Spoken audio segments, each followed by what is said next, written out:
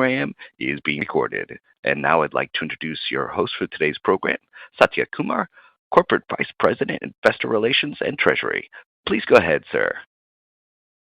Thank you, and welcome to Micron Technology's fiscal first quarter 2025 financial conference call. On the call with me today are Sanjay Mehrotra, our President and CEO, and Mark Murphy, our CFO. Today's call is being webcast from our investor relations site at investors.micron.com, including audio and slides. In addition, the press release detailing our quarterly results has been posted on the website, along with the prepared remarks for this call. Today's discussion of financial results is presented on a non-GAAP financial basis unless otherwise specified. A reconciliation of the GAAP to non-GAAP financial measures can be found on our website.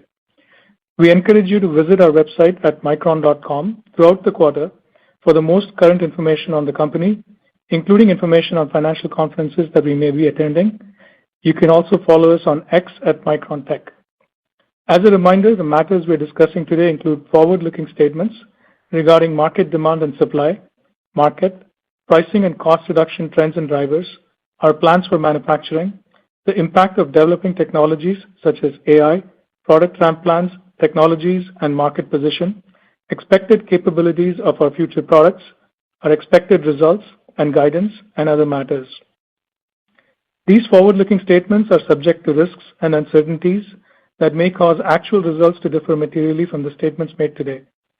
We refer you to the documents we filed with the SEC, including our Form 10-K, Forms 10-Q, and other reports and filings for a discussion of risks that may affect our future results. Although we believe that the expectations reflected in the forward-looking statements are reasonable, we cannot guarantee future results, levels of activity, performance, or achievements.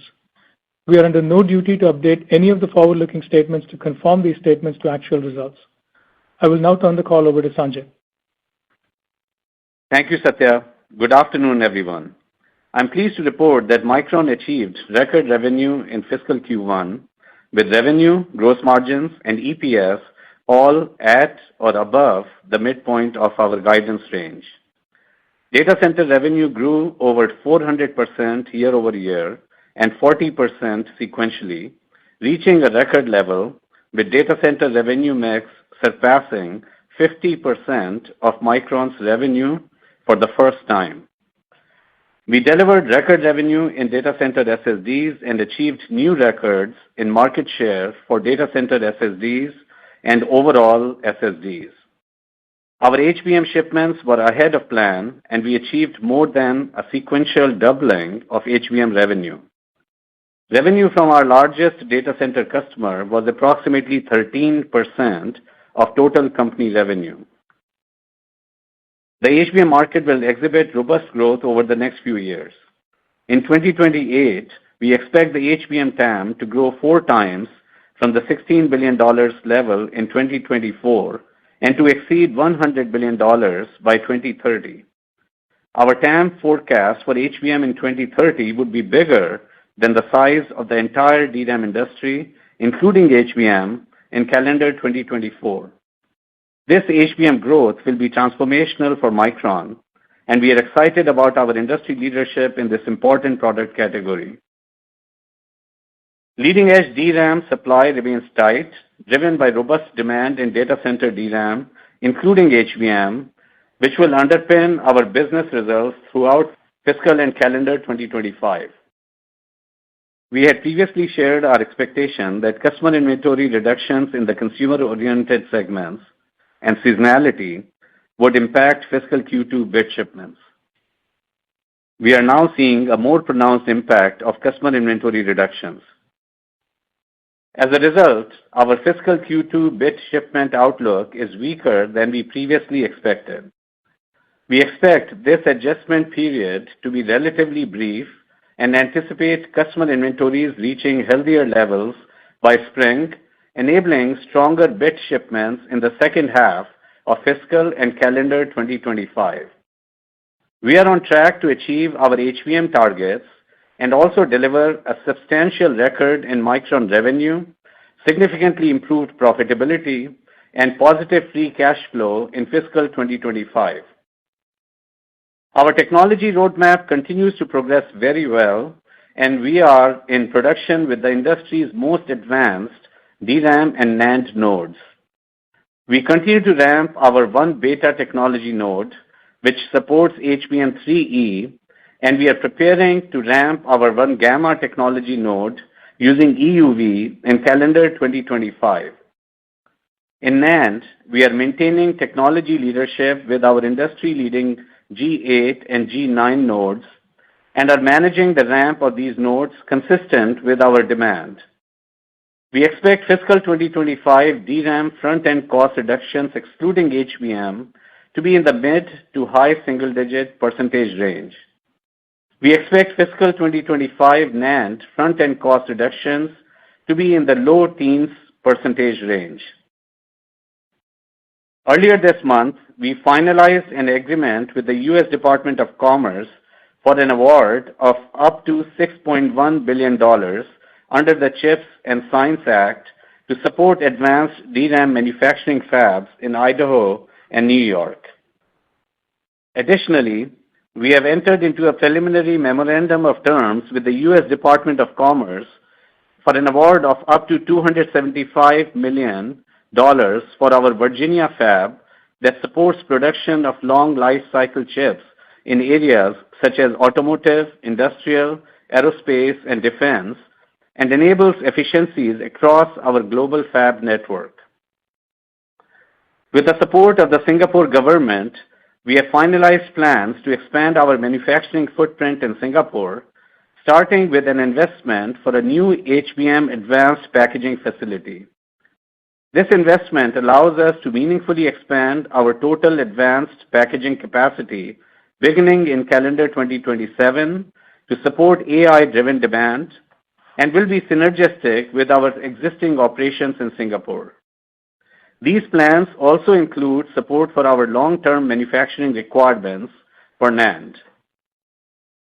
Now turning to our end markets.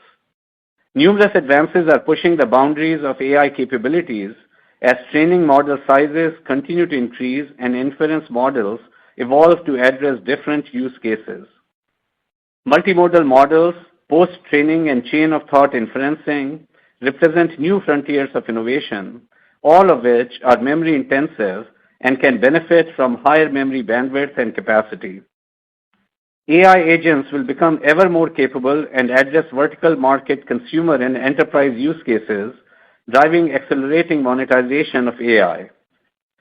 Micron is extraordinarily well-positioned to leverage this long-term growth opportunity, which has the potential to transform the dynamics of our business. We have upgraded our view of server unit percentage growth and now expect it to reach low teens in calendar 2024, fueled by strong AI demand as well as a robust traditional server refresh cycle, and we anticipate server unit growth to continue in 2025. Micron achieved new records in both total data center revenue and the revenue mix for data center in fiscal Q1. Our portfolio of high-capacity DRAM products, including monolithic die-based 128 GB DIMMs and LP5-based server DRAM products, continues to see robust demand and remains on track to generate multiple billions of dollars in revenue in fiscal 2025. We made excellent progress on HBM, more than doubling our revenue sequentially during the quarter and exceeding our plans as a result of solid execution on yield and capacity ramps. In fiscal Q1, our HBM gross margins were significantly accretive to both DRAM and overall company gross margins. We are proud to share that Micron's HBM3E 8-high is designed into NVIDIA's Blackwell B200 and GB200 platforms. Micron's HBM3E operates at full speed while maintaining leadership in power efficiency. This month, we commenced high-volume shipments to our second large HBM customer and will start high-volume shipments to our third large customer in CQ1, expanding our HBM customer base. We continue to receive positive feedback from our leading customers for Micron's HBM3E 12-high best-in-class power consumption, which is 20% lower than the competition's HBM3E 8-high, even as the Micron product delivers 50% higher memory capacity and industry-leading performance.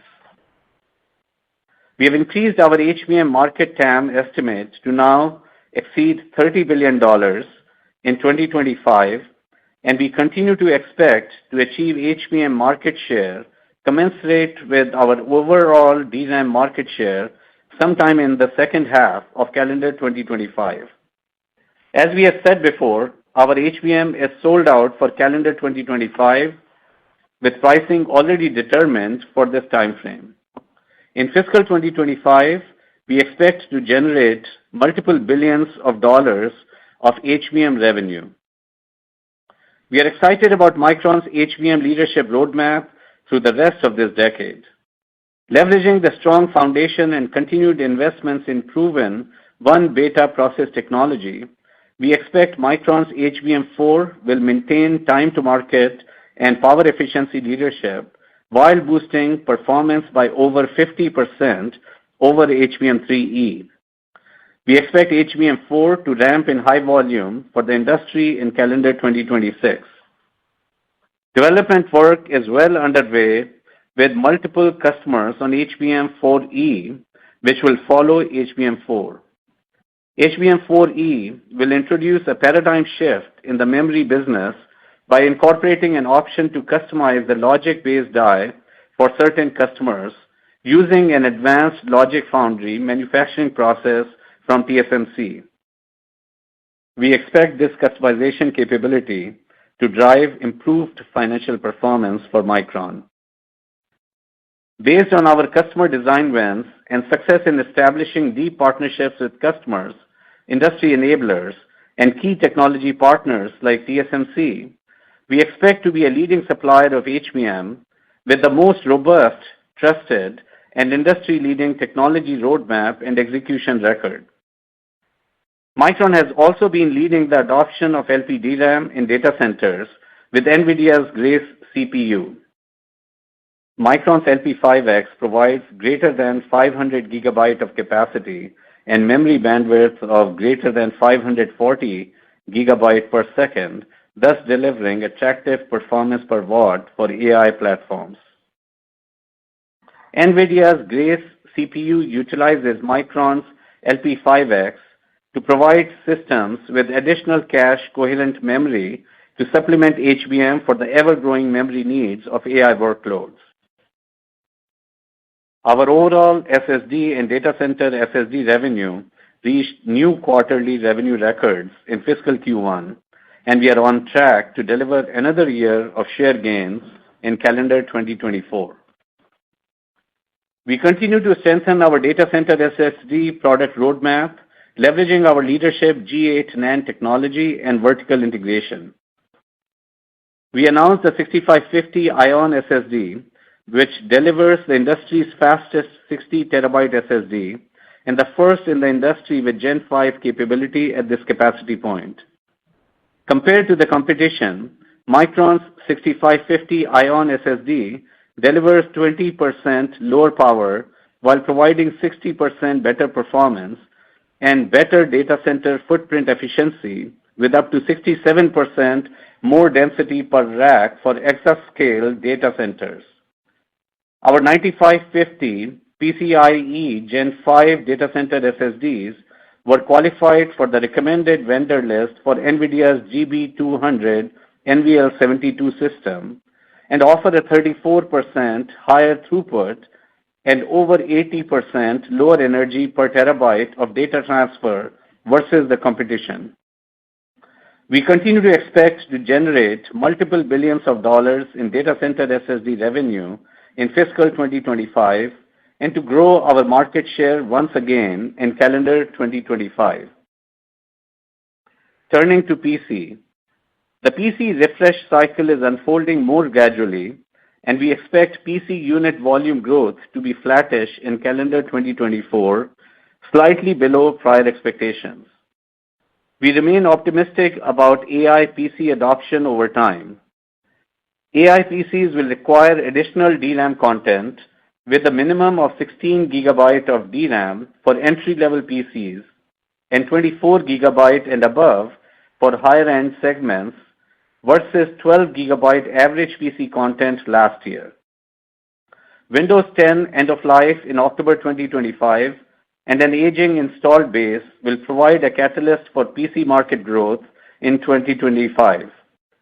We expect PC market units to grow in the mid-single-digit percentage range in calendar 2025, with growth weighted toward the second half of the calendar year. Turning to mobile, smartphone unit volumes in calendar 2024 remain on track to grow in the mid-single-digit percentage range, and we expect low single-digit percentage growth in 2025, both consistent with our prior expectations. AI adoption continues to be a strong driver for mobile DRAM content growth, where we see the technology used in applications such as local search and contextually aware user interfaces increasing over time. DRAM content growth remained robust in CQ3, with a mix of smartphones with 8 GB or greater growing to over 60%, significantly higher than a year ago. Smartphone customer inventory dynamics continue to play out as expected, and we expect bit shipments to be weighted to the second half of our fiscal year. Micron remains focused on the high end of the mobile market. We are leveraging our industry-leading portfolio of DRAM and NAND products to support the most demanding applications, which will require increased content, high performance, and power efficiency.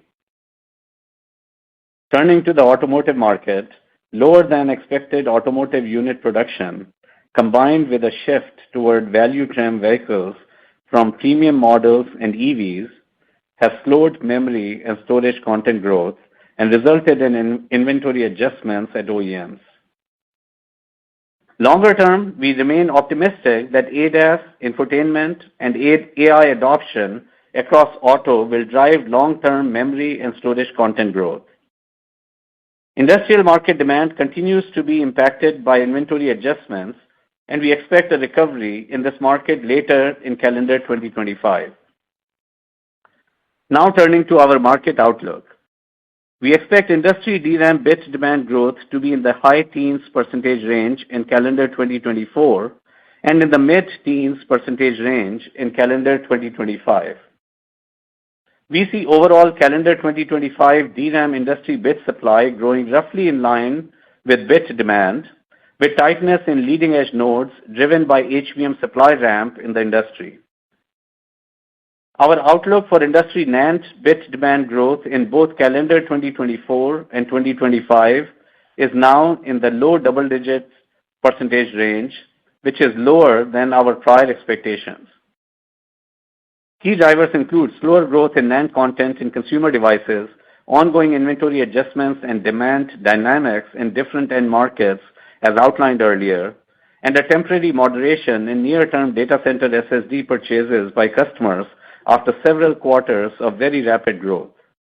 In data center, we remain enthusiastic about long-term demand growth as NAND is a key enabler for AI workloads, providing faster data access, lower power, and better overall total cost of ownership essential for AI infrastructure. In the next few years, we also expect high-capacity NAND SSDs to start displacing capacity HDDs in the data center, an inflection that will drive long-term NAND demand growth. The decline in 2024 and 2025 industry NAND demand growth outlook implies that supply actions will be necessary to achieve balance. As mentioned previously, since NAND technology transitions provide a significant increase in overall bit output, the pace of technology transitions will also need to slow in order to align supply to industry demand. Micron is decisively taking actions to align our NAND supply with industry demand trends. We have reduced NAND CapEx versus prior plan and have slowed the pace of technology node transitions. In addition, we are reducing NAND wafer starts by a mid-teens percentage versus prior levels. These actions will align our supply to current market demand. Consistent with analyst reports, we have seen an increase in bit supply at legacy technology nodes from a China-based DRAM and a China-based NAND supplier. In calendar 2024, analyst reports indicate that China-based supply will represent a mid-single-digit percentage of industry bit supply for DRAM and a high single-digit % of supply for NAND. Competition from China supply is focused on China market demand in DRAM with DDR4 and LP4 products, and in NAND with consumer, client, and lower performance mobile products. We expect Micron's worldwide revenue related to LP4 and D4 DRAM products for the remainder of fiscal 2025 to be approximately 10%. We expect Micron's sales of products to China-headquartered customers to be concentrated in the high end of our customers' portfolio, leveraging our technology and product leadership and the performance and quality requirements of our customers. I will now turn it over to Mark for our financial results and outlook. Thank you, Sanjay, and good afternoon, everyone. Micron delivered fiscal Q1 revenue and gross margins at the midpoint and EPS above the midpoint of the guidance range. Total fiscal Q1 revenue was approximately $8.7 billion, up 12% sequentially and up 84% year-over-year, and reached a new record. Fiscal Q1 DRAM revenue was $6.4 billion, up 87% year-over-year, and represented 73% of total revenue. Sequentially, DRAM revenue increased 20%, with bit shipments up in the low double-digit % range and prices increasing in the high single-digit % range. Strong sequential bit shipment growth in DRAM was driven by demand in data center. Fiscal Q1 NAND revenue was $2.2 billion, up 82% year-over-year, and represented 26% of Micron's total revenue. Sequentially, NAND revenue decreased 5%, with bit shipments and prices both decreasing in the low single-digit % range. Now turning to revenue by business unit. Compute and networking business unit revenue was up 46% sequentially to $4.4 billion and now represents over half of our total revenue. CMBU revenue reached a new quarterly record driven by cloud server DRAM demand as well as HBM revenues, which more than doubled sequentially in the quarter.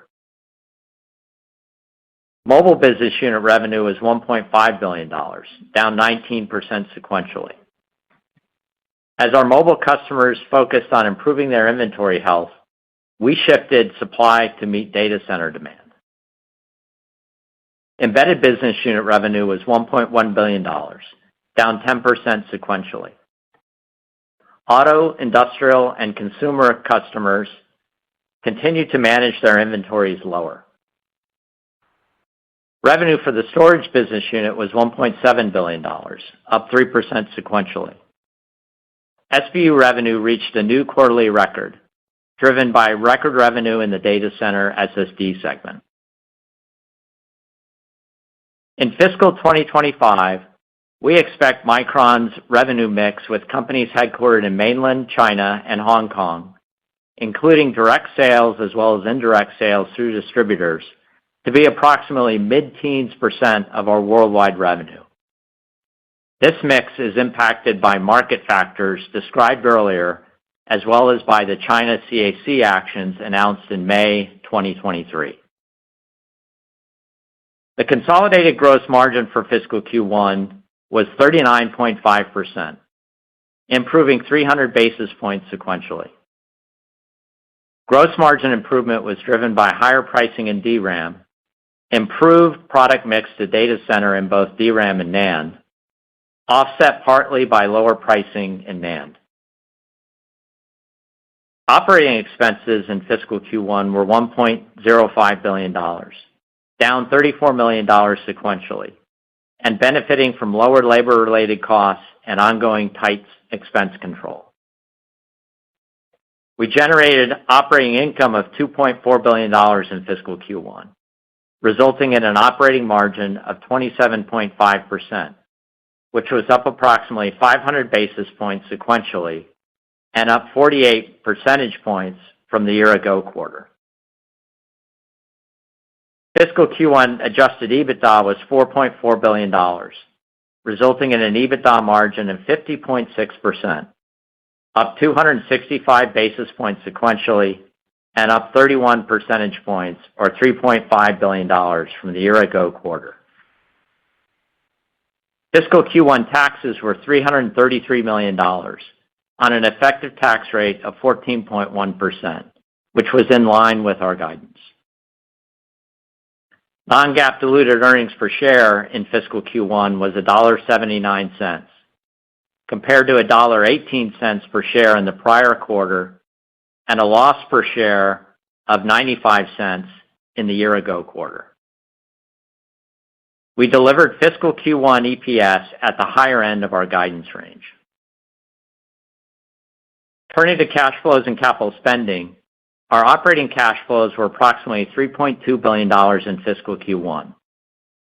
Capital expenditures were $3.1 billion, resulting in free cash flow of $112 million in the quarter. Our fiscal Q1 ending inventory was $8.7 billion, or 149 days, a decline of 9 days from the prior quarter and driven by DRAM. On the balance sheet, we held $8.7 billion of cash and investments at quarter end and maintained $11.2 billion of liquidity when including our untapped credit facility. We ended the quarter with $13.8 billion in total debt, low net leverage, and a weighted average maturity on our debt of 2031. Now turning to our outlook for the second fiscal quarter. We expect DRAM bit shipments to decline sequentially and expect a meaningful sequential decline in NAND bit shipments for reasons mentioned previously that are impacting near-term demand. We project our bit shipments to resume growth after fiscal Q2 and expect second half fiscal year bit shipments to be stronger than the first half. We expect fiscal Q2 gross margins to be impacted by NAND industry conditions, partly offset by continued growth in HBM and data center DRAM. In addition to these factors, we expect NAND underloading to affect fiscal Q3 gross margins. We forecast operating expenses in fiscal Q2 to be approximately $1.1 billion, primarily reflecting planned increases in R&D spending. We expect fiscal 2025 OpEx to increase by a low to mid-teens %, below our prior mid-teens plan. We continue to prioritize R&D programs, including for HBM, to capitalize on strong growth ahead. We expect both inventory dollars and days of inventory to increase sequentially in fiscal Q2 on lower volumes. With stronger bit shipments, we expect DIO to improve in the second half of the fiscal year. We expect to end fiscal 2025 with tight DRAM inventories below our target levels. For fiscal Q2 and the remainder of fiscal 2025, we estimate our non-GAAP tax rate to be in the mid-teens % range. We expect our fiscal 2026 tax rate to be in the high teens % range following Singapore's adoption of global minimum tax. In fiscal Q2, we forecast net CapEx to be approximately $3 billion. For fiscal 2025, we are prioritizing our investments to ramp 1-beta and 1-gamma technology nodes, as well as greenfield fab investments for DRAM, which will help us support HBM and long-term DRAM demand. We have cut our NAND CapEx and are prudently managing the pace of our NAND technology node ramps to manage our supply. We expect overall CapEx spending in fiscal 2025 to be approximately $14 billion, plus or minus $500 million. The overwhelming majority of the fiscal 2025 CapEx is to support HBM, as well as facility, construction, back-end manufacturing, and R&D investments. With all these factors in mind, our non-GAAP guidance for fiscal Q2 is as follows. We expect revenue to be $7.9 billion, plus or minus $200 million. Gross margin to be in the range of 38.5%, plus or minus 100 basis points. And operating expenses to be approximately $1.1 billion, plus or minus $15 million. As mentioned, we expect the fiscal Q2 tax rate to be in the mid-teens % range. Based on a share count of approximately 1.14 billion shares, we expect EPS to be $1.43 per share, plus or minus 10 cents. In closing, Micron will remain circumspect and flexible with all our spending, including operating expenses and capital investments. We are making disciplined investments in DRAM and are driving the ramp of high bandwidth memory. In NAND, we are taking prompt and decisive actions to cut our capital spending and cut our wafer output to maintain supply discipline. We expect to deliver a substantial revenue record, significantly improve profitability, and positive free cash flow in fiscal 2025. I will now turn it back over to Sanjay. Thank you, Mark. At our 2022 Investor Day, we had laid out a bold plan to shift our portfolio mix and to increase our share of high growth and less seasonal segments from approximately 45% in fiscal 2021 to 62% in fiscal 2025. In fiscal Q1 2025, we have already significantly exceeded that goal, driven by strong demand for AI-enabled solutions and reflecting Micron's technology, product, and manufacturing leadership. Micron is in the strongest competitive position in its history, and we continue to gain share in all high-margin, strategically important product categories in our industry, while maintaining overall stable bit share in both DRAM and NAND. Thank you for joining us today. We will now open for questions. Certainly. And our first question for today comes from the line of C.J. Muse from Cantor Fitzgerald. Your question, please. Yeah, good afternoon. Thank you for taking the question. I guess first question, could you speak to what gives you the confidence that we're going to see a May quarter kind of seasonal pickup and or cyclical pickup across both DRAM and NAND? And I guess if there's any sort of sense of magnitude we should be thinking about for each would be very helpful. CJ, I'll take this one. As we said, our FQ2 outlook is impacted by inventory adjustments in consumer-oriented markets and, of course, the typical seasonality that exists in CQ1 as well. And we have also seen some moderation in purchases of data center SSDs after several quarters of rapid growth in that part of the market. So that's what is impacting our FQ2 outlook here. And we believe that customer inventories in the consumer-oriented markets will improve in the spring timeframe. Keep in mind that the sell-through that's happening in these consumer-oriented markets like smartphone and PCs is okay. It's more that they have built inventory, and therefore their purchases are less than their sell-through. And we saw that their inventories improved in CQ4, and we expect them to improve further in CQ1 timeframe. So by spring timeframe, we expect the inventories to at customers in the consumer-oriented markets to improve, and that's what will drive shipment growth in the fiscal second half for us. And of course, data center SSD as well, we expect, it tends to be that part of the market. Data center storage can sometimes be lumpy, and we expect the data center storage demand given the data center build-out that is happening, continues to be happening, driven by AI demand growth, will also return toward growth in the fiscal second half. That's why we said fiscal second half stronger than the fiscal first half. Very helpful. And then a quick question to Mark. Can you help us with a little more granularity in terms of the impact from NAND underloadings into the current guide, as well as whether there's an impact beyond that? And then for all of calendar 25, is there a framework for thinking about the tailwind from increasing HBM mix in the revenues? Thank you.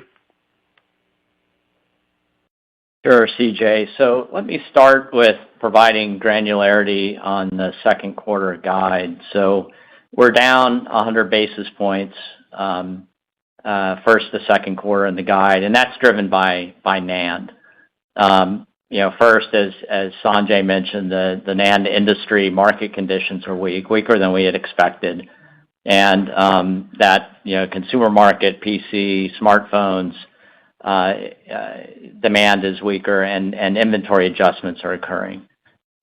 Secondly, NAND data center SSD volumes moderated, and so there's this period of digestion, and that was, as we know, higher margin NAND business. So those two things are the principal driver.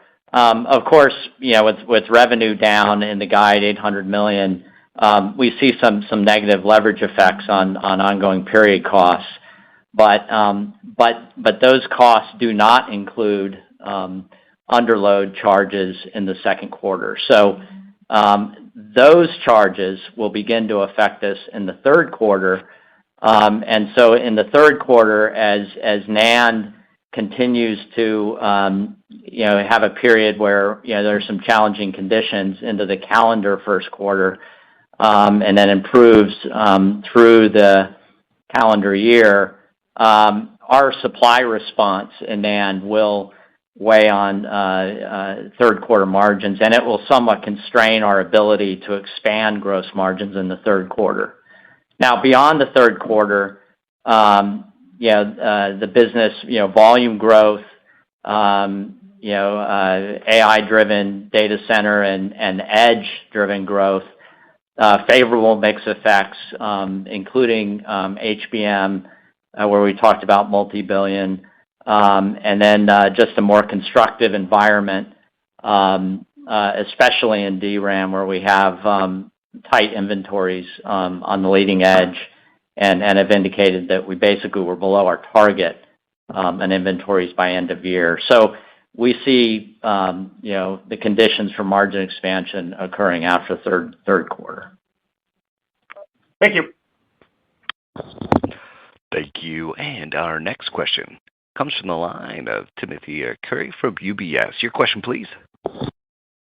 Thanks a lot. I'm trying to get at what the magnitude of the revenue ramp is going to be in the fiscal back half, and I'm sort of looking at what you were saying about CapEx. You had said that it would be mid-30s of the full year revenue. So if I take the 14, and which was a little better than what people thought, I think most people were thinking 13.5. So you actually are doing a bit more CapEx, and if I divide by the mid-30s, I get to a number like $40 billion for the fiscal year. Is that? I'm not asking you to guide the fiscal year, but I'm just asking you to provide some sort of magnitude for like the fiscal back half versus the fiscal front half. So let me just answer the fiscal second half, and of course the drivers of growth. There would be improved inventory in consumer-oriented markets, data center, SSD demand resuming, and of course HBM, continued momentum in HBM. We are excited about our product position there, and we have indicated to you that in second half of the calendar year, we target reaching our HBM share to be in line with DRAM share, and we are executing very well on the HBM momentum. So HBM is also, of course, continuing to drive our revenue growth as you look ahead to the second half of the year. And then just keep in mind that we have discussed smartphone and PC units. We have provided you color in the script on those in calendar year 2025 as well. And there will be increasing penetration of AI smartphone and PC units, which tend to have higher DRAM content as well. So all of these factors will contribute, primarily AI from data center to edge, consumer inventory adjustments, getting past the seasonality of CQ1. All of these will be the factors that will determine, that will really give us optimism toward strong second half shipments and, of course, healthier revenue outlook in the second half as well. And Mark, you can comment on the CapEx. Yeah, Tim, we had, we made it clear we're cutting NAND CapEx. We are, there's still going to be elevated levels of DRAM spend, and, our previous guidance of mid-30s will be higher 30% of sales now. Got it, Mark. Okay, thank you. And then I want to ask on the share repo. So in the 8K last week that was related to the CHIPS Act, it contained language that you can only buy back to offset dilution during the first 2 years, and really you're only free to jack up the repo more than that during years 3 to 5 to bring down share count. How do you think about that in the broader capital return? Thanks, Mark. Yeah, Tim, we don't see any meaningful constraints on our ability to return capital. Our ordinary course dividends are unaffected, so we would still expect to pay a dividend and grow that over time. We are able to repurchase shares. During the first 2 years, we're able to repurchase shares to help offset stock comp shareholder dilution. And then in years 3 through 5, we're unrestricted if certain financial and other conditions are met. And we think those conditions are reasonable. They involve, how much we're spending on R&D, how much we're spending on CapEx and our credit and so forth. And these things are how we would normally run the business in a shareholder and broader stakeholder way. So we think that we don't have any meaningful constraints under the agreements. Okay, thank you. Thank you. And our next question comes from the line of Vivek Arya from Bank of America Securities. Your question, please. Thanks for taking my question. So, Sanjay, you upgraded the HBM TAM by, I think, about 20% or so. What has changed to increase that estimate? And I think you kind of kept your target share to be the same as before, even though I think you kind of shifted it more to the second half. But what is the bottleneck? Why can't your share get to the target level earlier? Is it just a matter of rolling out in different products? Or just what changed the TAM estimate? And then what is causing the change for you to get to your target more in the second half, rather than, I think you said sometime in 25 before? So we continue to work closely with our customers to assess the market requirements, and we provide you updates, and we from time to time update our outlook. And based on our latest estimates with our customers, and of course all the build out related to AI data centers and the tremendous opportunity, and we have increased our estimate from $25 billion to $30 billion for calendar year 2025. And this is driven by increased demand, increased volume that will be required in 2025 for HBM. And just keep in mind that HBM just continues to be still in tight supply in calendar year 2025. And regarding our own momentum, we have a very strong momentum. We previously had said that sometime in calendar year 2025, we will reach our share target in HBM to be equivalent to our DRAM industry share. And now, as 2025 is approaching, we are providing you further specificity around the timing, and we are specifying that we'll be reaching that in second half of 2025. Of course, HBM ramp up, just keep in mind, it was not long ago. It was FQ3 of 24 when we had indicated that we have over $100 million of revenue in HBM. Our team is doing a great job in continuing to ramp up the capacity as well as yield. We pointed out that in our FQ1, we delivered more HBM than our plan, and our yields were also ahead of our plan.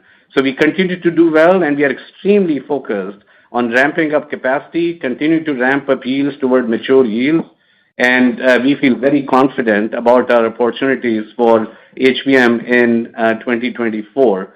We have said that we expect to reach multiple billions of dollars of revenue in the coming year, in 2025. So a tremendous opportunity, and we, of course, continue to look forward to building the momentum of our roadmap from there on, absolutely capture the opportunities. We believe with HBM4 as well as 4E, which will be more opportunities 26 and beyond timeframe, we will be in strong leadership position with our products, and we will, of course, capture the opportunities and remain disciplined with respect to our investments as well. Got it. And for my follow-up, Mark, just a few questions on gross margins.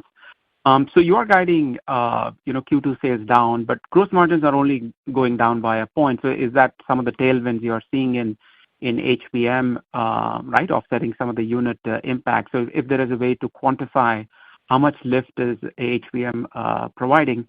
And then the other thing I just wanted to clarify, did you say Q3 gross margins higher than Q2 gross margins despite that NAND headwind? I just wanted to clarify that. So just how much lift from HBM, and then is Q3 higher than Q2 from what you said before? Thank you. Yeah, so Vivek, good questions. So we are in 2Q. We are seeing definitely favorable effects from both higher DRAM revenue as a mix of our total business, and then the favorable DRAM product mix, so HBM and other data center products. So those are tailwinds in the second quarter, and we expect those to continue, but they're more than offset by the headwinds, particularly NAND. And then, what I mentioned earlier to CJ's question was, while we continue to have these DRAM positive mix effects, it will take some time, into this calendar first quarter for the NAND market conditions to begin to improve, and then we of course start to see data center SSD growth starting again, volume growth in the third quarter, and then but conditions there will still be weak, and then the supply response costs will weigh on third quarter margins, and will constrain our ability to expand margins in third quarter. Now, beyond third quarter, we see continued revenue growth, favorable mix effects, more constructive markets, and see the opportunity for margin expansion from there. Thank you. Thank you. And our next question comes from the line of Joseph Moore from Morgan Stanley. Your question, please. Great, thank you. My question was also on HBM. I guess, how do you think about market share there over the long term? Should we think of your natural DRAM share as being a limiter, given that one of your competitors is struggling there? And at one point, you had talked about, maybe having a premium pricing because of the quality of the performance per watt. Is that something you're still able to, extract, or is the focus continue to be more on supply? So with respect to HBM share, we are extremely focused on achieving our share to be in line with the industry DRAM share in the second half of 2025. Excited, as I said, about our product and all the feedback that we have received on that product. We have highlighted that we have already begun shipments to a second large HBM customers, and also said that in CQ1, we will be adding a third large customer for HBM as well. So our momentum is continuing to build up in HBM, and this is, of course, all again built on strong product that has significant performance and performance per watt benefits here. And that, of course, helps us with respect to our momentum on the share, helps us get premium pricing, versus others in the marketplace. And we plan to absolutely leverage this beyond just 8-high HBM 3E as we move to 12-high in 2025, and of course, beyond 2025, leverage our momentum with product leadership with HBM4 and 4E as well. I'm not specifying our share at this point, for future targets, but of course, we will. We are extremely focused on continuing to shift the mix of our product portfolio, overall product portfolio, toward higher profit pools of the industry, while remaining totally disciplined in managing the demand and supply balance and responsibly managing our investments, capital investments that are related to that as well. Great. Thank you very much. Thank you. And our next question comes from the line of Krish Sankar from TD Cowen. Your question, please. Yeah, hi, thanks for taking my question. I had two of them, and sorry to harp on this point again, Sanjay. Just to clarify, you raised your calendar 25 TAM estimate from 25 to 30 billion, maintaining a market share, but price and volume is fixed, but your yields are improving. So simplistically, should we assume 3 months ago, if you thought 5.5 to 6 billion in HBM revenue exiting second half of 2025, that's more like 6.5 to 7 billion now? Is it the right math to think about for Micron's HBM revenues sometime in second half of calendar 25? We are not providing specifics on revenue for HBM, but other than saying that HBM will be multiple billions of dollars of revenue for us in 25, and that we are well on our way to achieving our target of shares to line up with industry DRAM share as well. Got it. Beyond that, I'm not going through the specificity on our revenue numbers, but again, I can tell you that this is, of course, a big part of our growth, and we are excited about the long-term HBM potential as well. We shared with you that we see HBM becoming $100 billion, more than $100 billion market in 2030 timeframe, and with 2028, HBM being 4 times of what it is in 2024. And with a strong roadmap of products that is ahead of us, we, of course, will capture the opportunities in this part of the market. And HBM will, given that it is a more complex product to make, it is a higher cost product, it brings higher value, it brings higher ASPs. So this positions us very, very well toward our objective of continuing to shift toward higher profit pool of the industry. Got it. Very helpful. And then a quick follow-up, Sanjay. You're at HBM3E 8-high. So when you go to 12-high, the trade ratio increases. When you go to HBM4, it's also bigger die size, trade ratio increases. So as you go make these transitions, wouldn't it have a negative impact on your gross margin purely because yield will kind of get reset? Or do you think the transition will be seamless, that it should not have any impact on gross margins? We have shared before that HBM3E has a trade ratio of approximately 3, and HBM4, we have said before, will have a higher trade ratio. And of course, these trade ratio considerations apply to the entire HBM industry. And when we go from 8-high to 12-high, you can certainly expect that given the increased complexity of the product, that 12-high will have its own certainly yield ramp, but the learnings of 8-high will certainly be benefiting us going forward as well. And our team has done a great job in ramping up products, so I'm pretty sure that as we go from 8-high to 12-high, our team will do a great job in ramping up the yields on 12-high as well. And all of those factors, of course, play a role in overall HBM objectives that we have ahead of us. And just keep in mind that the value of HBM absolutely continues to grow. As we go from 8-high to 12-high, of course, that gives our customers an opportunity to attach more content to their GPUs, to their accelerators, just by the sheer increase in the capacity within each cube, 50% increase in capacity within each cube. And so overall, the value of HBM continues to grow as well as we go from 8 high to 12 high and later on to HBM4, and in the future with HBM4E having the optionality of customization as well. Thank you, Sanjay. Very helpful. Thank you. And our next question comes from the line of Chris Danely from Citi. Your question, please. Hey, thanks, guys. I guess just a bigger question on DRAM. So if supply is going to equal demand next year, and there's excess inventory out there, like how is the market going to do well? And then as a portion of that, you said that high-end DRAM and HBM or leading-edge DRAM and HBM are doing well. Can you just define what leading edge or what percentage of the market that is, and what's going to happen to the rest of the market if it remains in oversupply?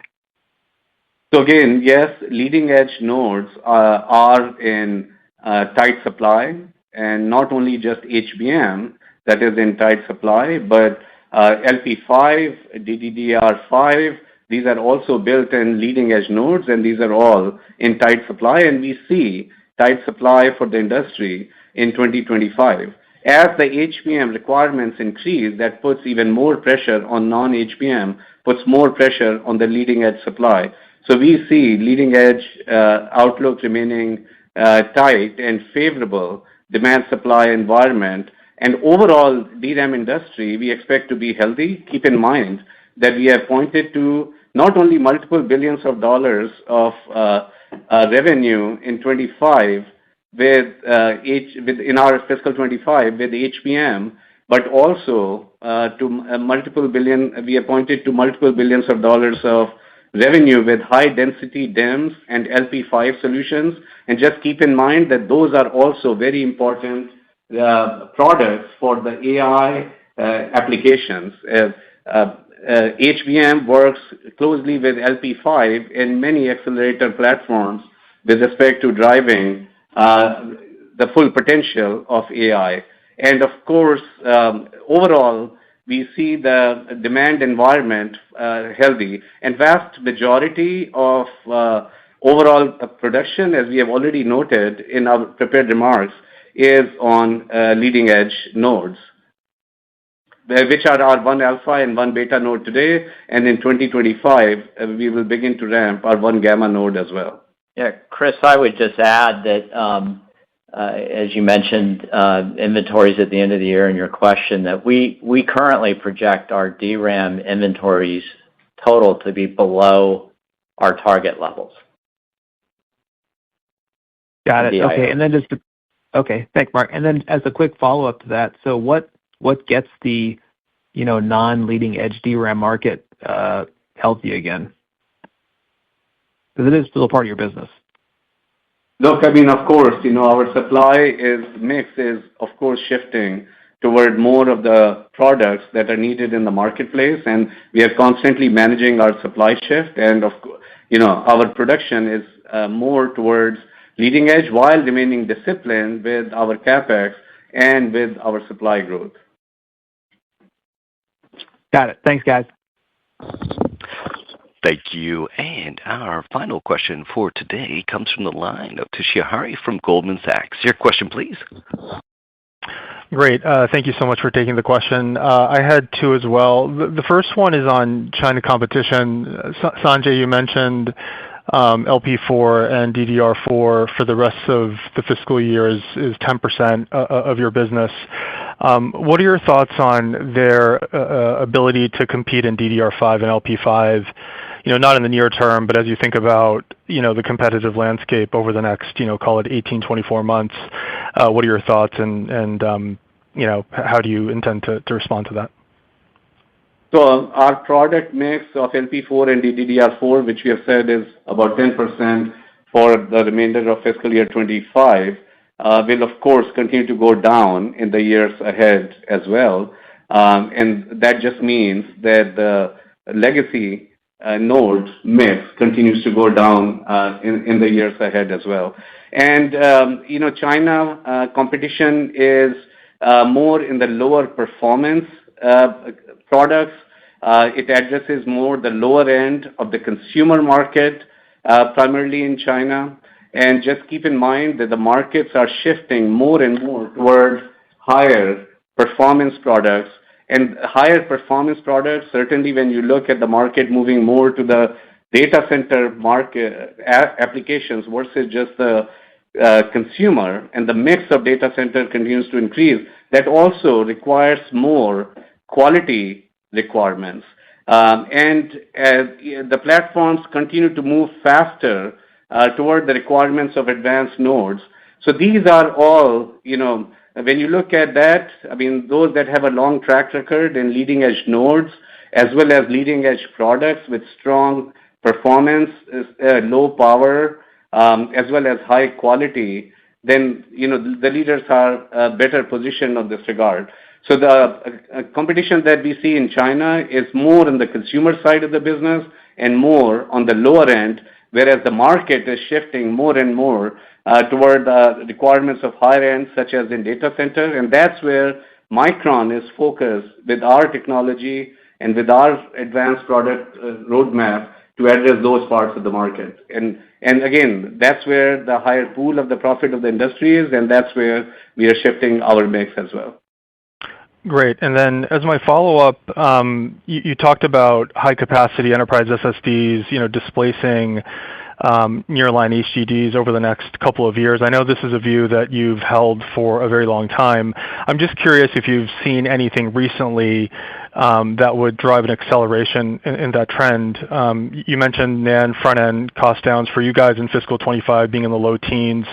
That seems pretty similar to what your peers in the drive business are doing. So I'm just curious if anything has changed recently as you think about that dynamic. Thank you. Yeah, of course, we continue to work closely with our customers, and it's really about the total cost of ownership that SSDs provide, and SSDs continue to make strong progress in that regard. It's about the performance, it's about, of course, power, it's about the footprint, all of that, and of course, cost is an important factor there, and all of that translates into cost of ownership. And we see that in the future, SSDs will begin to displace HDDs, again, working closely with customers in this regard. And clearly, AI will continue to be a strong driver in this regard as well, as we saw last year. I mean, strong demand.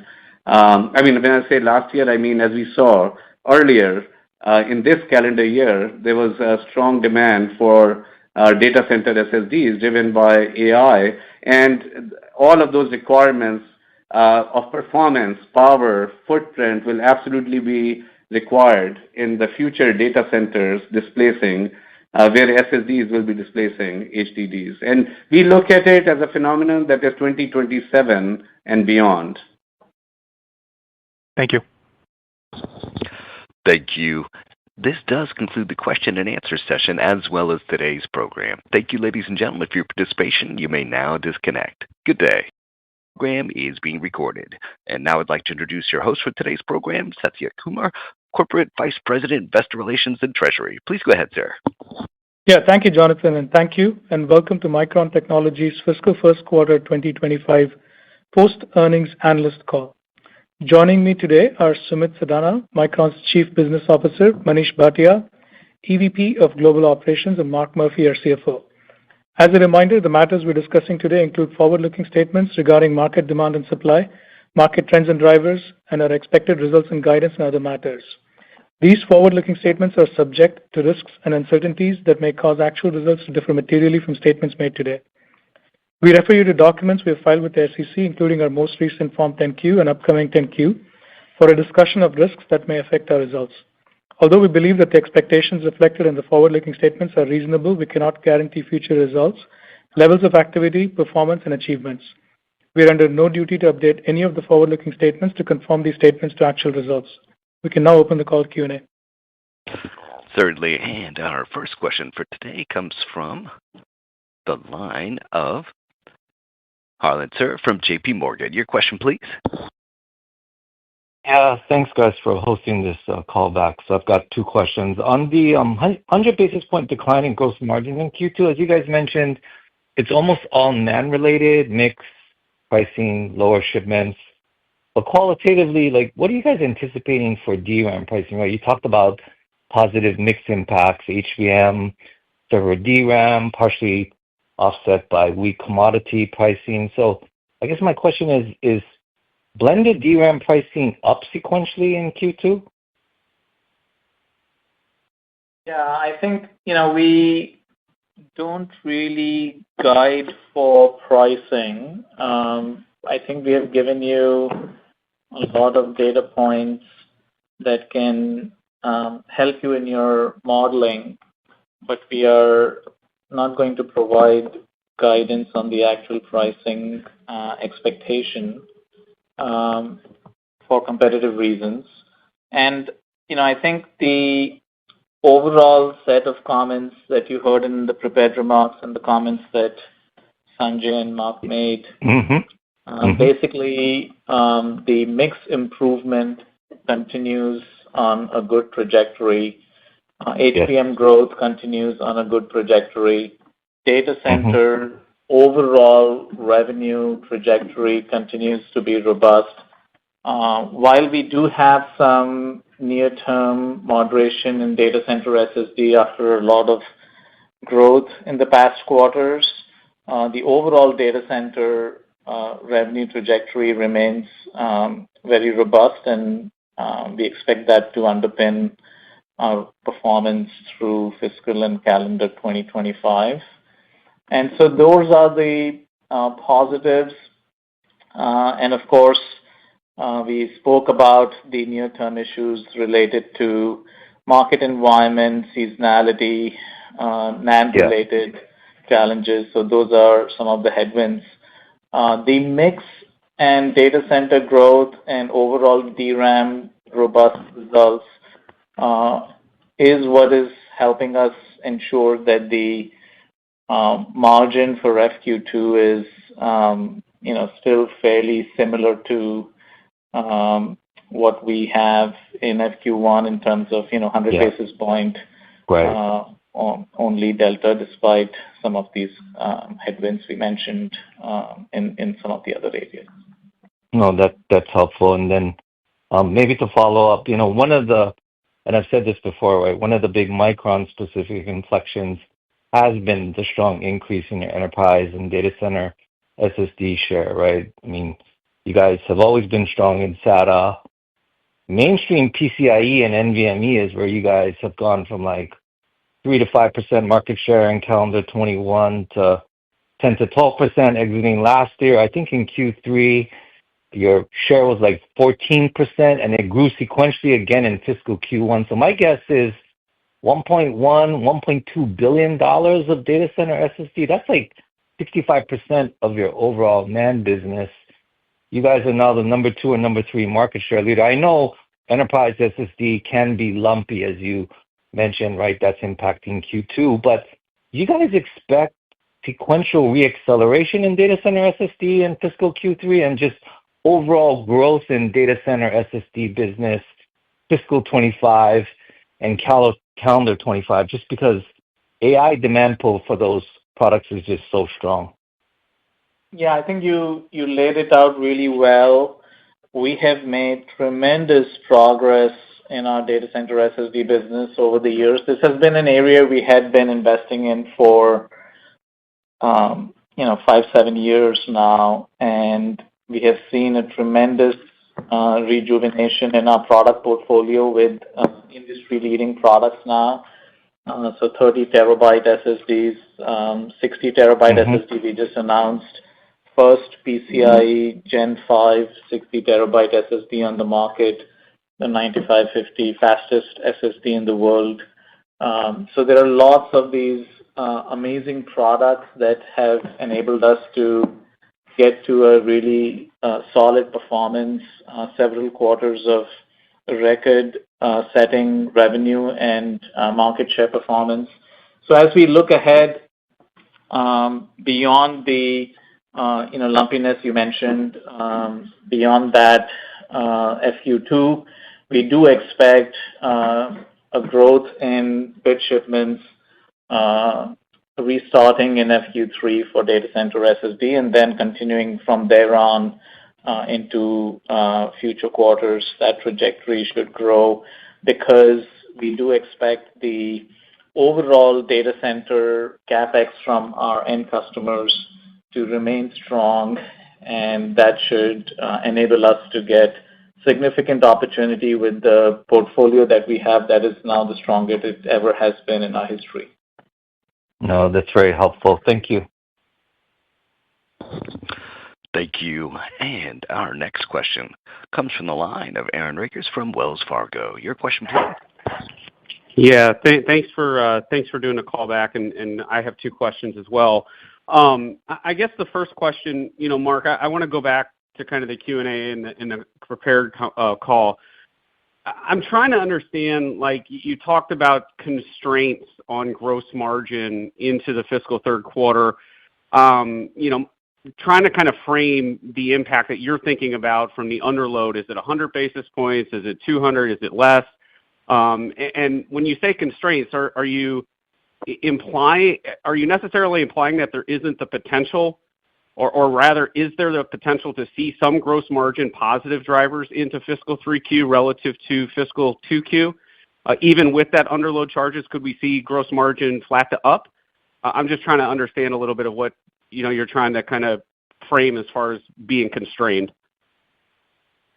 Yeah. So Aaron, we're not guiding third quarter gross margin, so we're just trying to be mindful to make sure that when we provide a number, it's a number that we have high conviction on. What we do know is that there are some unfavorable items that persist into the third quarter. The NAND challenging market conditions, we believe, extend into calendar Q1, which overlaps with our third quarter fiscal, and so that's still an issue. And then, as I mentioned, in third quarter, the underload charges will begin to hit, and those will hit in the form of period costs and then just some higher cost inventory. And that effect is, you mentioned 100 or 200 basis points, closer to 100 basis points impact. And then, there are definitely some favorable effects which continue to occur in second quarter and third quarter and beyond. And that is, the most important thing on the call, and that is, continued growth in data center, continued mix benefits from higher margin products, HBM, high capacity DIMMs, LPDRAM, and then, as Sumit mentioned, volume growth and better market conditions in NAND, but volume growth in data center SSDs continuing.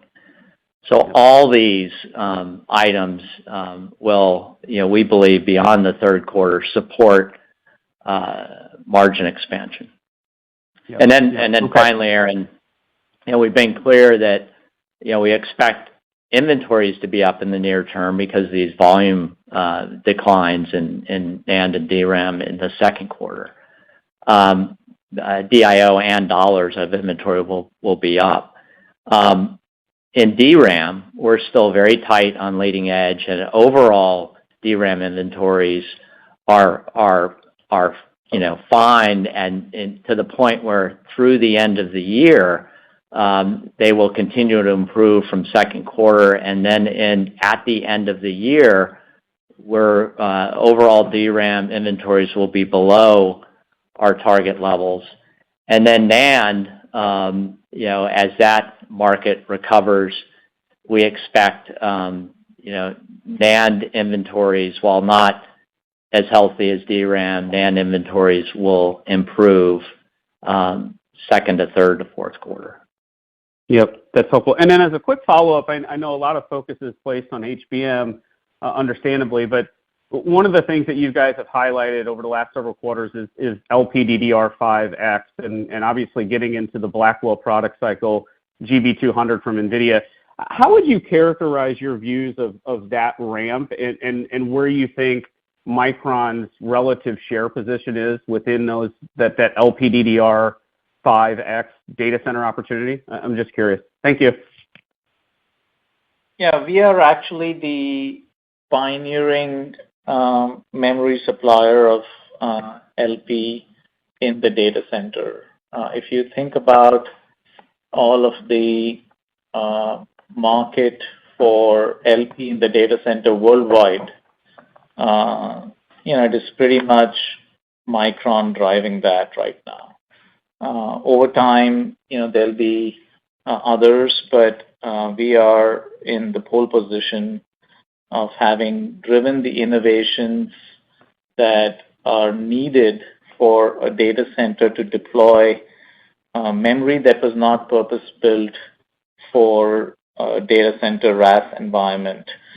So reliability, availability, serviceability that is built into DDR5 is not available in an LP solution, and Micron has made some important innovations in that product category, and hence, we are the ones who are really partnering with customers to drive this significant opportunity for us.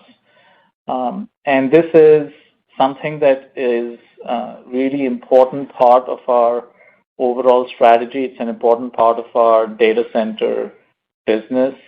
And when you combine this with the advantages that we have driven in the high-capacity DIMM portion of the data center market, where we were the first company with mono die-based 128 gigabyte RDIMMs, then you look at the overall advantage that we offer to customers with LP in the data center, high-capacity DIMMs in the data center. These two categories for the data center in itself is going to be multi-billions of dollars. HBM separately is multiple billions of dollars. Data center SSD is going to be multiple billions of dollars.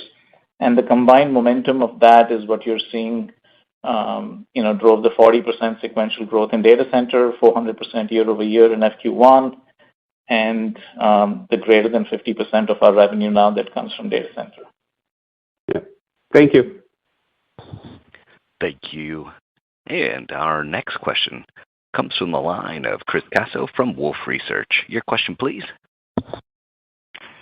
Yes, hi. I guess the first question is, maybe just some clarity on, what may have precipitated, some of the incremental caution here, and what may have changed over the last couple of months. I know that, it's kind of gone back and forth a little bit.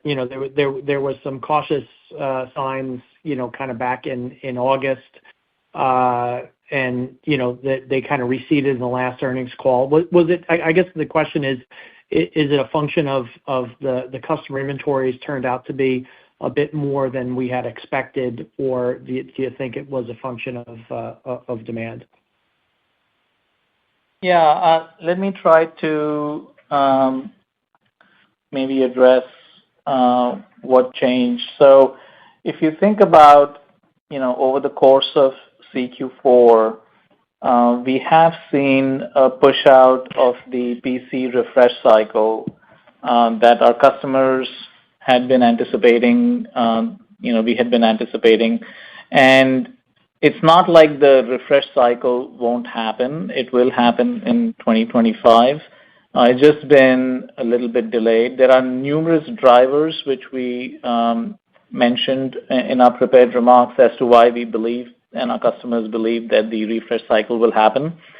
The average age of the PC has become pretty long in the tooth, and it is ripe for an upgrade. And as people look to keep their PCs for a number of years, they will look to ultimately future-proof the hardware specs, which is why we believe that even with very modest unit volume growth, the mix improvement that will come from higher memory content in these PCs will be a positive driver in 2025.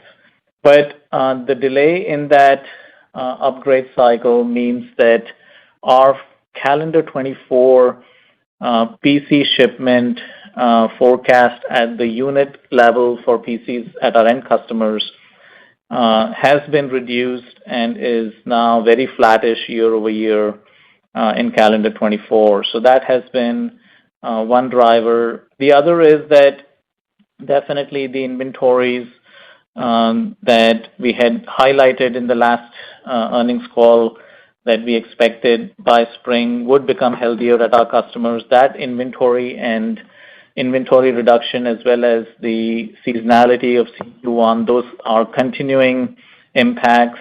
Some impact coming from the moderation. You mentioned, previous discussion we just had a short while ago about lumpiness of demand on the data center SSD side. So some moderation in data center SSD into CQ1 after a significant bout of buying over several quarters in calendar 24. So those are the things that have impacted the near-term outlook. But I just wanted to mention that most of the impact is limited to consumer-oriented segments, and the trajectory of demand in the data center continues to be very robust. Our own data center segment view of the overall revenue trajectory through fiscal 25, calendar 25, remains in a very solid trajectory. You have seen our FQ1 results as well that we highlighted. So it's mainly the consumer-oriented segments and some very temporary moderation of the data center SSD, which we expect will pick up again in a couple of months. And so if you think about just these consumer-oriented segments, we do expect that by springtime, the inventories will be much healthier. And then we are back to shipment growth, because right now we are shipping to these customers at a rate that is lower than their ship out, because they are consuming DRAM and NAND at a faster rate than they're purchasing from us and from the industry. So that's the effect of the inventory that we expect will be in a much healthier place by spring, and then a resumption of shipments and growth in shipments for the second half of the fiscal year, and then things will be much better. And overall, DRAM will be continuing to be in a much healthier place. The supply is tight. HBM continues to pressure non-HBM availability of supply. So a large part of the issue is NAND related, and we have outlined the actions we are taking on the supply there to decisively bring our supply in balance with the demand. That's helpful. Thank you. I mean, just to follow up to that, in terms of, and I think you've been very clear on what's going on with NAND, but with DRAM, and I guess this lower bit demand assumption overall for Q2, how much of that is DRAM versus NAND? And with the mid-teens growth that you now have for DRAM for the year, how back-end loaded is that, given what you're seeing in Q1? Because I guess you really weren't specific in NAND versus DRAM bit demand for bit growth for Q1. Well, Yeah, Chris, just to be clear, we did say that DRAM bits would be down in Q2. We said that NAND would be down meaningfully. Okay. The majority of the revenue decline versus the second quarter will be NAND. So yeah, I mean, the DRAM decline in FQ2 is largely driven by the dynamic segments, right? I mean, the data center segment, very strong on the DRAM side, very strong. So it's really the consumer-oriented segments. And we feel that we are going to get past a lot of that headwind in the spring timeframe. So after CQ1, things will start to improve there. So we do expect sequential increases in volume in both DRAM and NAND starting in FQ3. FQ2 is what Mark had mentioned, the sequential decline in DRAM volume, but a meaningful decline sequentially in NAND volume. Okay. Got it. Helpful clarification. Thank you. Thank you. And our next question comes from the line of Vijay Rakesh from Mizuho. Your question, please. Yeah. Hi, Mark and Sumit. Thanks for doing this call back. Just wondering as your HBM capacity maybe goes up next year, how much is your conventional DRAM capacity coming down? And can you size the HBM capacity? How much do you think that goes up next year? Follow-up. Hi, Vijay. It's Manish. So I think we've given the data point that as we go towards mature yields in HBM, that the trade ratio between HBM and DRAM is HBM 3E and our conventional DRAM is at 3. So that's you can sort of do the math that how much of our as we grow our HBM share towards our natural bit share, which we expect to achieve sometime next year in calendar 25, you can do the math and determine how much of that impact will be on our conventional DRAM wafer starts, because we'll essentially for every one we're going to have 3 wafer starts or in HBM for every one that we would have had for the same number of bits in conventional DRAM. And we are focused on being able to maintain our DRAM bit share as we go through the HBM transition here next year. And I think our DRAM overall bit growth will be in line with the industry bit growth numbers, demand numbers that we had talked about for calendar 25. Got it. And then on the CapEx side, can you talk to what's the split between HBM and conventional DRAM and NAND? Thanks. I don't know that we're breaking it out specifically, but we have said that when you think about HBM in terms of both the capital that's specific to the HBM product, whether that's in the front-end fabs or in the specific assembly and test process and the clean room needed for new HBM capability, all of that. Plus, you also have the capex to be able to maintain the bit output as you are impacted by that trade ratio. That overall HBM is the largest portion of our capex for this fiscal year. Other areas that we're focused on are in facilities and construction, and also some in back end. As you know, we have a facility that we're investing in India and others. So. Yeah, Vijay, NAND is clearly we've mentioned we've cut capex in NAND. It's lower. The percent spend in that is lower than the percent of the business on revenue. So it's much lower spend. And the DRAM spend, as Manish mentioned, is largely driven by this trade ratio effect and HBM requirements there. That's very helpful. Thanks. Thank you. And our next question comes from the line of Brian Chin from Stifel. Your question, please. Hi there. Good afternoon. Thanks for letting us ask a few questions. Maybe first on the NAND side, we've heard of at least one other NAND supplier reducing wafer starts, maybe kind of similar-ish to how you've disclosed today. But back in early 2023, some of the larger suppliers were slow to take actions to reduce wafer inputs. Do you expect maybe some of these other suppliers to follow more quickly this time with similar actions or lag like they did previously? Difficult for us to project or predict what others would do. We'd rather not speculate, others' activities. What we can say is, how we look at the market and the decisive actions we are taking immediately. And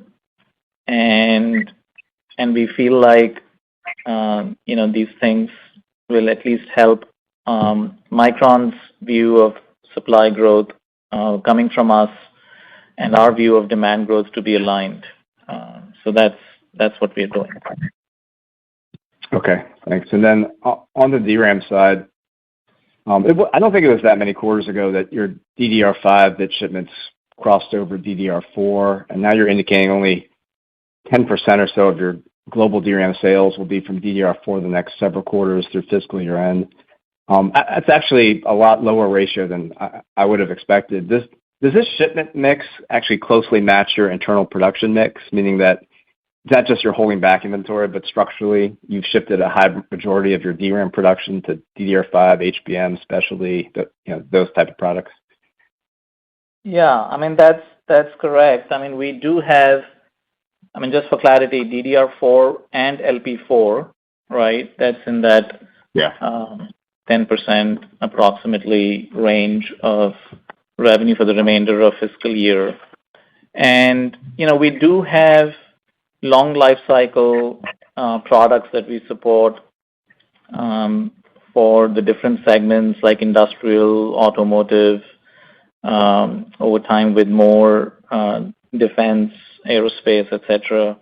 That will have, some of this long cycle effect. However, as our overall revenue grows, the mix of these products will remain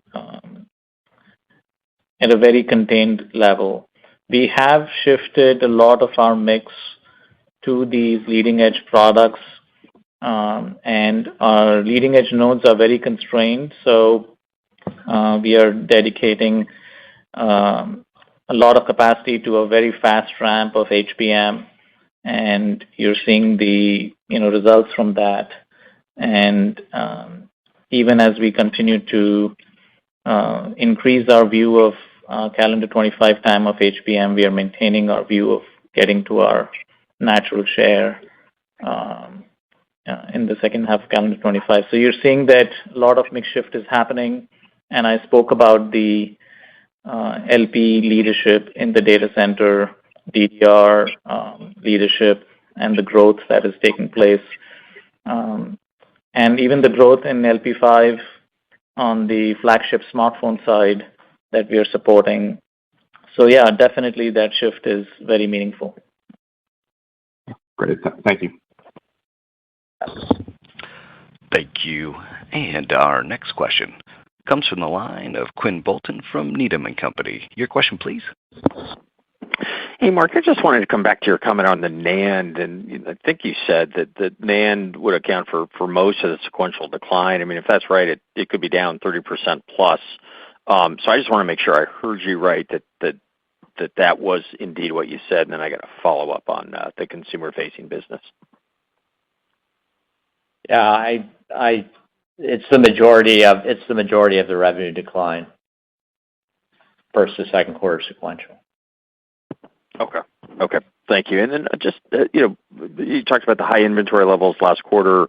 It sounds like you thought you might have made some progress through fiscal Q1. Just wondering if you might be able to sort of quantify, how much is left. Can you give us any sense on, are you looking to reduce a week, 2 weeks, in through the spring?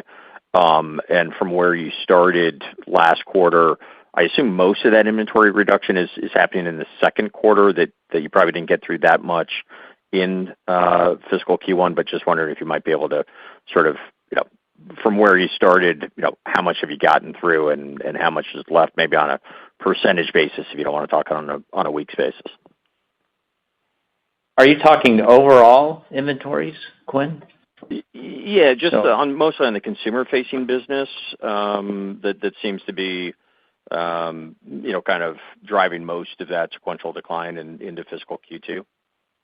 Yeah. So we didn't break down inventories by market. We did make progress in the first quarter, as you noted. DIO was down below 150 days overall. But we have a volume-related decline or deterioration in DIO in the second quarter. So we'll have DIO go up first to second quarter. We'll have absolute inventory dollars go up. And again, this is a volume-driven phenomenon. And then from there, in part due to the continued data center strength, the resumption of data center SSD volume growth, and the refresh cycle and content-driven growth in consumer and consumer-related markets, we do see our inventories drawing down through the year, both in NAND and DRAM. Now, in DRAM, we will need our leading-edge inventories that we have now just to be able to supply the market we see. So we're going to, on our forecast today, end total DRAM inventories below our target levels by end of fiscal year. Sorry, Mark. I guess my question is more inventory at the customers rather than on your balance sheet. It sort of, you said you're currently shipping below consumption in Q2. I guess maybe the other way is it sounds like you think you start shipping in line with consumption again by Q3. Yeah, I thought that was covered earlier on. That we see inventories getting to a better place in the spring. So, but as Sumit mentioned, we're shipping in less than they're shipping out or consuming. So we have confidence that both in their demand and related our inventory consumption through fiscal year 25 beyond our second quarter. Yeah. Okay. Thank you. Thank you. And our next question comes from the line of Timothy Arcuri from UBS. Your question, please. Thanks. Mark, I think I just want to clarify that I heard what you said. So in terms of your DRAM bit shipments, you're sort of saying that they're going to be in line with the mid-teens for calendar 25. Is that right, number one? And then number two, are you going to undership the market? Because I think you said demand's growing low doubles, which you took that down, but I would think you're going to undership that.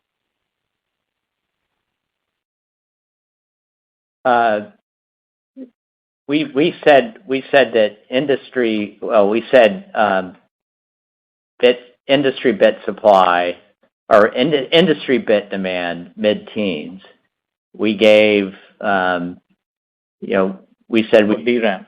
Yeah, for DRAM, and and we said that volumes would be down in the second quarter, and expect to ship in line with the industry. For the year. For the year. Yeah. Okay. And then what about in NAND? I mean, NAND demand is up low doubles, but I would guess you're going to undership that for the year. Is that fair? No, I mean, and for the year, we expect to have stable bit share in calendar 24 and 25. Across both DRAM and NAND, generally that is true. Across 24 and 25, we expect to have relatively stable, some noise here and there, but relatively stable bit share across both of those years. Oh, okay. So your NAND shipments are going to be up like close to that low double-digit demand. That's fair. Yes. Yes. Okay. All right. And then now there's always the calendar versus fiscal, right? I just want to be careful because that skews things somewhat, but we have a 4-month skew between calendar and fiscal year, so that changes things. Yeah, but I was talking calendar to calendar, so I'm just trying to say in the calendar year, because you're giving us a demand number for calendar year. So I'm saying in that calendar year, you're going to ship in line roughly for both DRAM and NAND. Okay. That's right. Got it. Okay. All right. I'll let somebody else ask. Thank you. And as a reminder, ladies and gentlemen, if you do have a question at this time, please press star 11 on your telephone. Our next question comes from the line of Chris Sanker from TD Cowen. Your question, please. Hey, guys. This is Eddie for Krish. Would like to clarify your comments regarding HBM and the volume and pricing agreements being locked in. Are these agreements cancelable? If so, I wonder under what conditions can customers cancel? I'm wondering if there are specific duration limits or restrictions in place. Thank you. Yeah, I mean, these are agreements that relate to amount of bits and cubes of HBM that our customers are going to purchase 8 high versus 12 high by quarter with pricing associated with them. And once we get into certain relatively lengthy lead times, then we get firm orders because of these lead times that we build with and ship for. And given the environment in the industry, more of the discussion is around chasing, more supply because we have an extraordinarily strong product that customers want more of, and we are ramping as fast as possible, fast as humanly possible, to be able to, grow our share to the targets that we have outlined. And so, yes, customers can cancel if it is not in that firm time for the purchase order. If it is, beyond that timeline, yes, customers can make changes, but there's a fairly lengthy timeline when, based on very long lead times that they have to place firm purchase orders for. And customers have been doing that with consistency, and that's what gives us the confidence for the very strong ramp ahead. Got it. Thank you. Sure.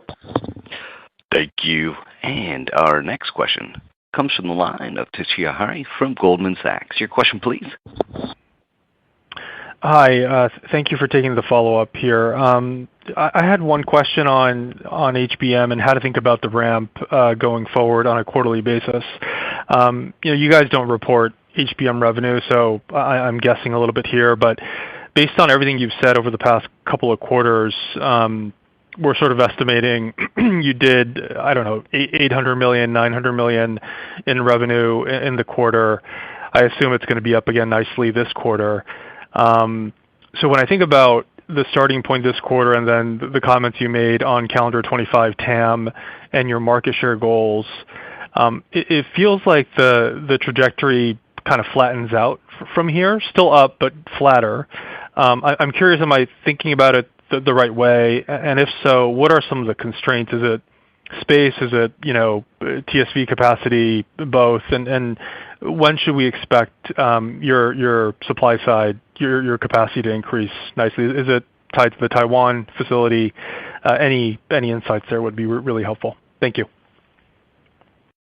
I'll give you a couple of opening comments, and then I'll pass it over to Manish to talk about the second half of your question that relates to space and so on. Yes, we did give you the expectation of how we would ramp and how we get to this market share that is roughly equivalent to our DRAM supply share, which is in the low 20s, and get there in the calendar second half with a view that there is going to be a $30 billion plus TAM on HBM for calendar 25, right? So that's sort of the outline we have given you. Now, you're right, we don't report HBM numbers. We may choose to provide some data points in the future, but we haven't done so except for that over $100 million point that we had mentioned when we first crossed that. The numbers that you outlined for FQ1 are a little bit high.